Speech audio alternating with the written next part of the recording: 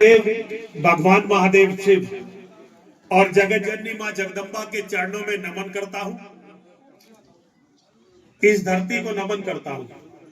भाई मैं भी यही पास का ही रहने वाला हूं। मेरा जन्म यही हिरनौट गांव है, सरावे के पास। वहां मेरा जन्म हुआ था और बहुत अच्छा जन्म, सब ठीक था। बस किस्मत में धक्के खाने थे और भीख मांग के खाना था, तो वो खा रहा हूं।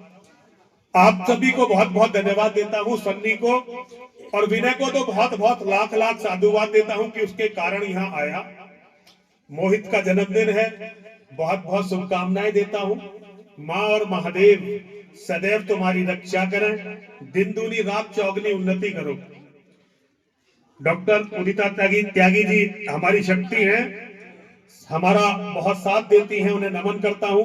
स्वामी जी को नमन करता हूं, मोहित बाबू को नमन करता हूं, आप सभी को नमन करता हूं। मंच पर बैठे मेरे जितने भी शेर मेरे साथी हैं, उन्हें सभी को नमन करता हूं। अभी से डर रहे हो पुलिस वालों से? अभी तो तुम्हें इनका असली रंग देखना बाकी है। देखो, अभी तो योगी जी की सरकार, मोदी जी की सरकार, आप सबकी सरकार है, आप ही की बनाई हुई सरकार है। तब पुलिस से डर रहे हो। जब देश का प्रधानमंत्री हिंदू, राष्ट्रपति हिंदू, उपराष्ट्रपति हिंदू, ऊपर से लेके ग्राम प्रधान तक सारे हिंदू हो, कितने दिन की बात है तुम हिंदू देश का शासन करने वाले हो? ज्यादा से ज्यादा 29 में और बहुत ज्यादा हुआ तो 34 में ये सारी व्यवस्थाएं बदल जाएंगी। भारत का प्रधानमंत्री एक मुसलमान होगा। कारण क्या है? वोट का गणित है। मैं बेसिकली गणितज्ञ हूं, वोट का गणित है। साधु बनने से पहले मैं इंजीनियर था और बनना तो मैं केवल गणित का प्रोफेसर चाहता था। बनना तो मैं केवल गणित का प्रोफेसर चाहता था। इसके अलावा मैं तो भैया बहुत साधारण सा व्यक्ति था। किस्मत पता नहीं कहां कहां ले आई और आज आपके सामने हूं। भारत पर कोई बात नहीं, कोई बात नहीं। जब मुसलमान यहां आते थे तो उनके पास फौज नहीं होती थी। कोई राजा थोड़ी थे ये मुसलमान, ये तो लुटेरे थे और कबीलों में रहते थे। मोहम्मद से लेके आज तक जितने भी मुसलमान हैं, राजा तो इन्होंने, ये दूसरे जितने मुझे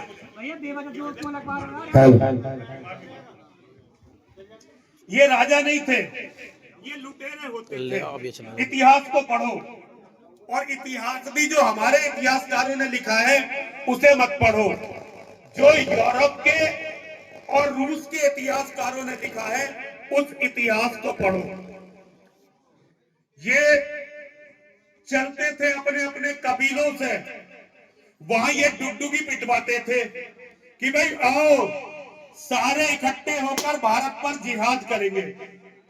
भारत जहां की औरतें हूरों जैसी हैं, जहां गलियों में सोना बिखरा पड़ा है और जहां के मर्द नामर्द हैं, ये डुगडुगी पिटवाते थे और वहां ही अपने जैसे लुटेरों को इकट्ठा करते थे। क्या हो रहा है? Hello hello hello. ये समय समय की बात है। मुझे दो चीजें भगवान ने बहुत मजबूत दी। एक तो शरीर बहुत मजबूत दिया था, एक आवाज बहुत मजबूत दी थी। चलने को मुझे 1500 आदमियों में माइक की जरूरत नहीं पड़ती थी, लेकिन आज धीरे धीरे शरीर भी गल गया और आवाज भी खत्म हो गई।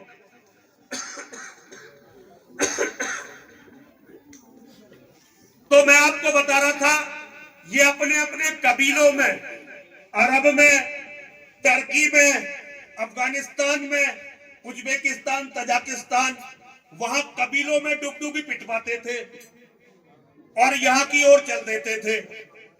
यहाँ का कुछ लुटेरे इनके साथ लग जाते थे, कुछ हारे पिटे हुए राजा इनके साथ लग जाते थे और जो राजा इनके साथ लगता था उसकी फौज इनके साथ लग जाती थी। तो हमें मारने वाला पिछले 1400 साल से हमारा अपना कोई बेटा, हमारा अपना कोई भाई, हमारा अपना कोई लड़का है जो सैनिक बन गया और धीरे धीरे मुसलमानों का गुलाम बन गया। अभी अखिलेश यादव की सरकार थी, हमें 33 बार मुलायम सिंह की सरकार, मायावती की सरकार, अखिलेश यादव की सरकार, ये पुलिस वालों ने हमें 33 बार जेल में भेजा। 100 से ज्यादा रात हमारी हवालात में कटी है इनके यहाँ, जबकि हमारी आज तक किसी से तू में भी नहीं होती। कारण ये है कि भारत का सिपाही कभी भी देश और धर्म का नहीं होता, वो कुत्ते की तरह केवल अपने मालिकों का गुलाम होता है, अपने पेट का गुलाम होता है। उसका किसी भी धर्म से, किसी भी अपने परिवार से, किसी भी अपने लोगों से कभी भी कोई लेना देना नहीं होता। ये दुनिया में केवल भारत का सिपाही है, तभी हम 1400 साल से कुत्तों की तरह गुलाम है और हमारी बहन बेटियों की मंडी लगती है।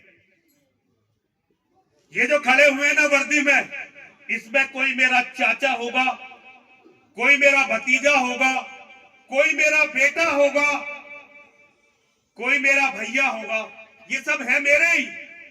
मेरी जिंदगी का तो सबसे बड़ा कलेश, मेरे सामने कभी दुश्मन आया ही नहीं। जब भी मेरे सामने आए तो मेरे अपने आए, और इनके जब मालिक इन्हें ऊपर से कहेंगे तो ये ना धर्म देखेंगे, ना इस कपड़े को देखेंगे, ना तुम्हें देखेंगे, केवल हमें कुत्ते की तरह मार पीट कर, गोली मारकर या तो फेंक देंगे या जेल में बंद कर देंगे। यहां दुनिया का सबसे दिलेर फौजी है भारत की सेना का, लेकिन दुनिया की एकमात्र सेना है। अरे भाई ताली मत बजाओ, डूब के मर जाओ, तुम्हें यही नहीं पता कि कब ताली बजानी है और कब चुप होना है। लेकिन दुनिया की एकमात्र सेना है जिसे दुनिया की सबसे गलीज कौम के लोग पत्थर भी मार सकते हैं, थप्पड़ भी मार सकते हैं, गोली भी मार सकते हैं और हर तरह से बेइज्जती भी कर सकते हैं।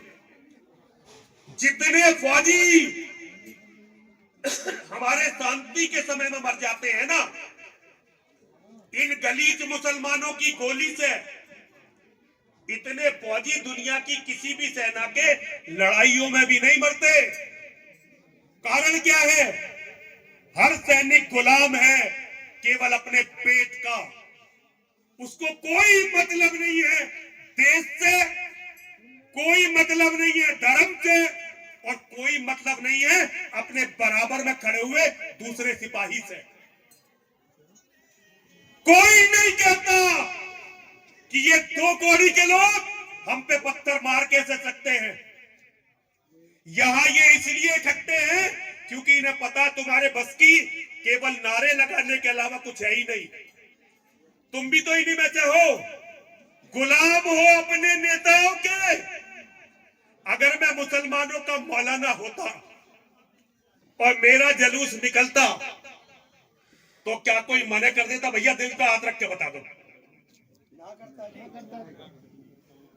मुझे Z+ की सिक्योरिटी दी जाती, पूरा प्रशासन मेरे आगे आगे चल रहा होता और एक भी मुसलमान को टोका नहीं होता कि वहां कार्यक्रम में मत जाओ। इसका कारण हम दुनिया के सबसे कमजोर लोग हैं। हमारी जुबान के अलावा हमारा और कुछ चलता ही नहीं है। मैं अफगानिस्तान में गया था, एक बहुत बड़ा गेट बना रखा है उन्होंने, उस पे लिख रखा है तुख्तरे हिंद, नीला में 2 दीदार, हिंदुओं की बेटी हमने 2-2 रुपए में बेची। एक बहुत बड़ी पर्वत श्रृंखला है जिसका नाम इन गलीचों ने रख रखा हिंदू कुश। हिंदू कुश, जहां हिंदू काटा गया। लोग गर्व से कहते हैं देखो जी पहाड़ है हिंदू कुश, क्योंकि उन्हें गवारों को पता ही नहीं कि कुश का मतलब क्या होता है। कुश का मतलब है जहां हिंदू को जिबह किया गया था। नाम है हिंदू कुश पर्वत।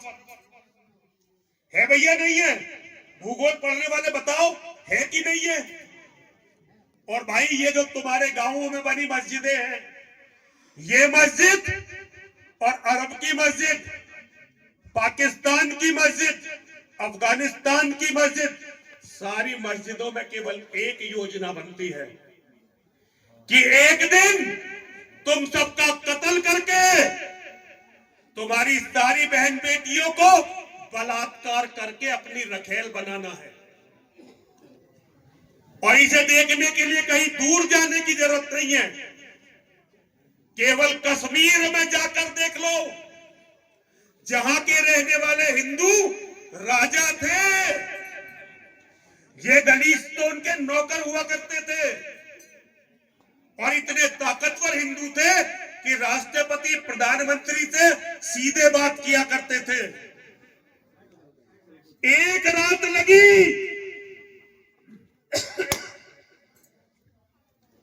एक रात में सबको उजाड़ दिया गया, एक रात में वहां से सब कुछ खत्म हो गया।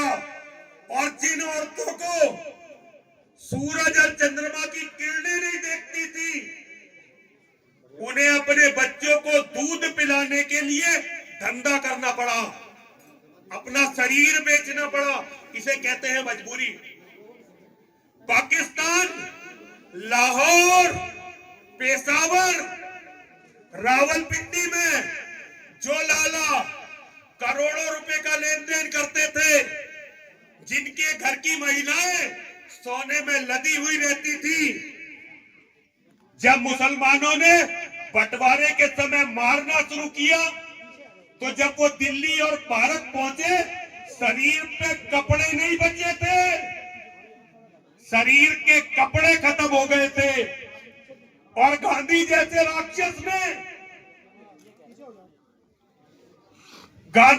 राक्षस ने ये कहा था कि ये कहां से भीड़ हमारे देश को आकर गंदा कर रही है, जिसे तुम अपने रास्ते का पिता मानकर बैठे हुए हो।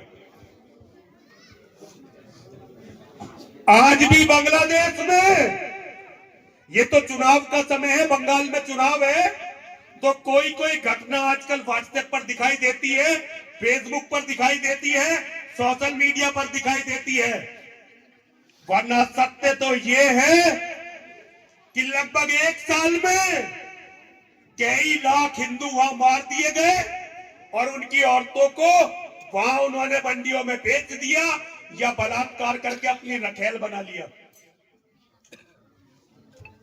ये गलीच गंदे लुटेरे जब भारत लूटने आते थे तो ये घोड़ों पर आते थे, इनके पास केवल तलवार होती थी, औरतें नहीं होती थी।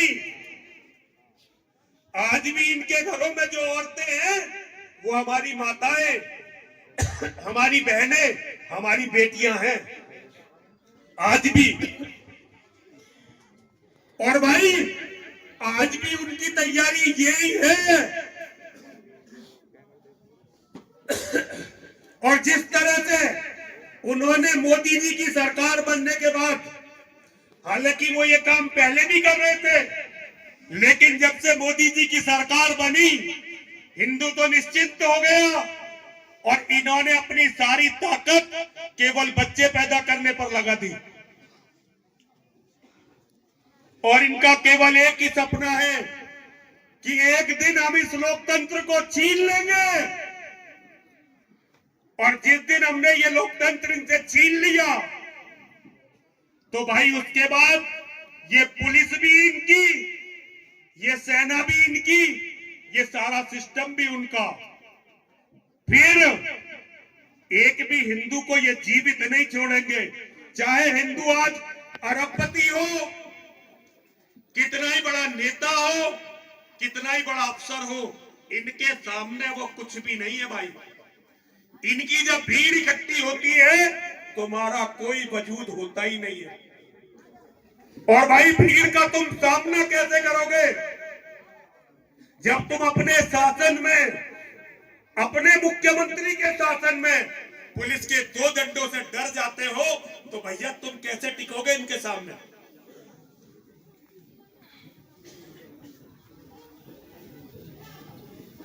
भाई एक बात समझ लो, ये जो इस्लाम है ना, ये डकैतों का, लुटेरों का, हत्यारों का, बलात्कारियों का गिरोह है। और ये इनकी किताब में लिखा हुआ है। मैंने इनकी किताब इतनी पढ़ रखी है कि जितनी दुनिया में मौलानाओं ने भी नहीं पढ़ रखी। तो मैंने इसकी परिभाषा दी है, Islam is an organised gang of criminals. और अब गिरोह जो होता है, कोई बदमाशों का, डकैतों का, लुटेरों का गिरोह हो, तो भाई इससे कौन लड़ता है? एक बड़ा गांव हो 10,000 की आबादी का, 10 लड़कों का गिरोह हो, तो पूरे गांव को छोड़ो, पूरे इलाके को परेशान कर देते हैं, पूरे इलाके का खून पी जाते हैं। गिरोह को कौन खत्म करता है? किसी भी गिरोह को या तो सरकार खत्म करती है। क्या हुआ भैया, कैसे कैसे परेशान हो रहे? बताना है, वही वाली समस्या है। क्या वही नेता वाली समस्या है गुरुजी, हर जगह समस्या तो यही है। क्या हुआ, ना बोले? कितनी बार निकलेंगे पता, गुरुजी बोल रहे हैं जब बाद में। और जो मुझे जान, तो ये जो गिरोह, कोई भी गिरोह है, उस गिरोह से कौन लड़ता है? या तो उस गिरोह से सरकार लड़ती है, या उस गिरोह से दूसरा कोई गिरोह लड़ता है। साधारण शरीफ आदमी गिरोह से नहीं लड़ पाते। शरीफ आदमी कितना ही ताकतवर हो, लेकिन वो गिरोह से नहीं लड़ पाता। तो भाई अब ये भारत में 40 करोड़ लोगों का गिरोह है, और कोई भी सरकार कभी भी इस गिरोह से ना लड़ी है और ना लड़ेगी। तो भाई अब रास्ता क्या है? अब अगर जिंदा रहना चाहते हो तो तुम भी एक गिरोह बन जाओ, अपना गिरोह बनाओ। गिरोह का पहला नियम रखो, अगर हमारे किसी भी आदमी को किसी ने भी हाथ लगा दिया तो हम उसका बदला लेंगे। और जिस दिन तुम ये नियम बना दोगे तो सबसे पहले तो तुम सुरक्षित हो जाओगे पुलिस वालों से। तुमने कभी किसी पुलिस वाले को किसी मुसलमानों की बस्ती में इस तरह से जाके लड़ते हुए देखा है? वहां से पत्थर खा के आते हैं, पीट के आते हैं, और हमें खुल के पीटते हैं, खुल के पीटते हैं हमें तो पुलिस वालों ने इतनी बार पीटा, साधु भाई बनते ही नहीं। अगर इन मेरे भाइयों ने, मेरे बच्चों ने मुझे कूटा पीटा ना होता, मेरे घर वालों को परेशान ना करा होता, कभी साधु नहीं बनता। घर छोड़ना इसलिए पड़ा क्योंकि इन्होंने मेरे परिवार को इतना परेशान कर दिया था कि मेरे पिताजी ने मुझसे कहा कि तू घर से जाके बाहर कहीं मर जा, अपनी लड़ाई हमारे घर से बाहर लड़, तेरी वजह से हमारा पूरा घर परेशान हो गया भाई, हमें तू माफ कर दे। तब मुझे संन्यास लेकर अपना घर छोड़ना पड़ा। 3-3.5 साल से ज्यादा हो गए अपने घर का मुंह देखे हुए। जा पाता हूं कभी 4-5 साल में 1-8 बार। बच्चों की शादी में भी इसलिए नहीं जा पाया क्योंकि मैं आज चला जाऊंगा तो कल फिर ये मेरे परिवार को निशाना बनाएंगे। मुसलमान नहीं बना सकते मेरे परिवार को निशाना, क्योंकि आज भी जितने हथियार उनके पास हैं उससे ज्यादा हथियार मेरे पास है, और हथियार तो मेरे पास इनसे भी ज्यादा है। लेकिन भाई फिर भी ये अपने बेटे हैं, हम समझते हैं कि इनमें कोई हमारा बाप होगा, कोई भाई होगा, कोई हमारा बच्चा होगा, लेकिन वर्दी में ये कभी नहीं मानेंगे इस बात को। इन्हें तो ऊपर से एक बार हुक्म आए तो हमें मार के फेंक देंगे भाई। तैयारी करो उनसे लड़ने की, लेकिन इतने ताकतवर बनो कि ये भी तुम्हें परेशान ना कर पाए। और इसके लिए सबसे पहले नेताओं की दलाली छोड़ दो। तुम्हारा कोई भी नेता तुम्हारा सगा नहीं है। अगर मोदी के काल में और योगी के टाइम में पुलिस हिंदुओं के कार्यक्रमों को इस तरह रोक सकती है, तो कल क्या होने वाला है जब सत्ता दूसरों की होगी? क्योंकि सत्ता एक कभी भी एक के पास नहीं रह सकती, ये तो उलटती और पलटती रहती है। और भाई फिर तुम क्या करोगे? जो नेता अपनी सरकार में तुम्हारा भला नहीं कर पा रहे, जब सरकार विरोधियों की होगी तो वो तुम्हारे लिए क्या कर पाएंगे? भाई एक छोटी सी बात बताता हूं। हमारे परम आदरणीय योगी जी की सरकार से पहले आपने कभी सुना नहीं होगा कि लाइसेंस बनाने के पैसे दिए हो। थोड़े बहुत 2-4 हजार रुपए जांच वाच में लग गए तो लग गए, लेकिन जितने भी लाइसेंस बनते थे केवल हमारे जानने वाले नेता या अफसरों की सिफारिश पे बन जाते थे। आज कोई माई का लाल हिंदू लाइसेंस बनवा के दिखा दो सिफारिश पे। भाई मुलायम सिंह की सरकार थी, मुलायम सिंह ने अपने लोगों को घर घर तक लाइसेंस पहुंचा दिया। और मुसलमानों ने कितने लाइसेंस बनाए? मायावती बहन की सरकार थी, बहन जी के हर समर्थक के घर में जाकर देख लो, अगर लाइसेंस मांगा होगा तो लाइसेंस मिला होगा। और तुम किसके समर्थक हो? योगी जी, मोदी जी। 12 साल से उनकी और 8 साल से इनकी सरकार है। कितनों के लाइसेंस बन गए? जरा हाथ खड़े करना। फिर तुम कैसे समझते हो कि तुम्हारे नेता तुम्हें बचा लेंगे? ये पुलिस तुम्हें बचा लेगी? लिख के रखो, एक दिन तुम्हारे घर के सामने लाखों की तादाद में मुसलमान खड़े होंगे, और अगर तुम उनसे हार गए तो तुम्हारे घर के अंदर घुसेंगे। अंदर जब तुम्हारे घर के घुसेंगे तो तुम्हारे घर में एक दिन की हो चाहे 100 साल की हो, जितनी भी महिलाएं हो सबकी दुर्गति करेंगे और तुम्हारा सबका कत्ल करके तुम्हारे घरों पे कब्जा करेंगे। पिछले 1400 साल से वो यही कर रहे हैं। और उस दिन ना कोई पुलिस होगी, ना कोई सेना होगी, ना कोई अधिकारी होगा और ना ही कोई नेता होगा। तुम्हें एक दूसरे को मिलकर एक दूसरे को बचाना पड़ेगा, वरना भाई वही होगा जो पिछले 1400 साल से हो रहा है। इसलिए आपस में मिलकर रहो। और जो तुम्हारी सबसे बड़ी बीमारी है, एक बेटा, पहले तो इस बीमारी से छुटकारा पाओ। ये जो तुम्हारा छोटे परिवार का जुनून है ना, इसने तुम्हें बिल्कुल बर्बाद कर दिया, बिल्कुल बर्बाद कर दिया। घर में कम से कम 3 या 4 बेटे और सबके सब इस लायक हो कि समय आने पर लड़ सके तो तुम जिंदे बच सकते हो, वरना अब जिंदे बचने का कोई तरीका नहीं रहा। या तो तुम सब सोच लो कि भाई अपनी बहन बेटी, अपने खेत खलियान, अपने ऑफिस, अपनी फैक्ट्री, अपने मठ मंदिर सब इन्हें देकर हिंद महासागर में जाकर डूबकर मरना है। और अगर मरना नहीं है तो भाई लड़ने की तैयारी करो। और कोई रास्ता अब बचा नहीं है। मोदी और योगी से बड़ा तुम्हारा कोई नेता अब दोबारा पदों पर नहीं आने वाला। तो इसलिए भाई मेरा कहना यह है, अपने आप खड़े हो जाओ।